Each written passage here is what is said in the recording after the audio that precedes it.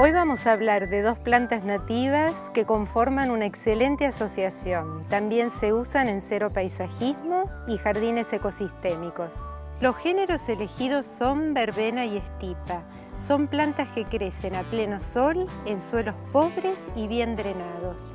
Los riegos deben ser esporádicos y no necesitan fertilización porque son plantas muy sanas. La verbena bonaerensis es una herbácea poco densa, por lo tanto es muy apropiado colocar otras plantas en su base.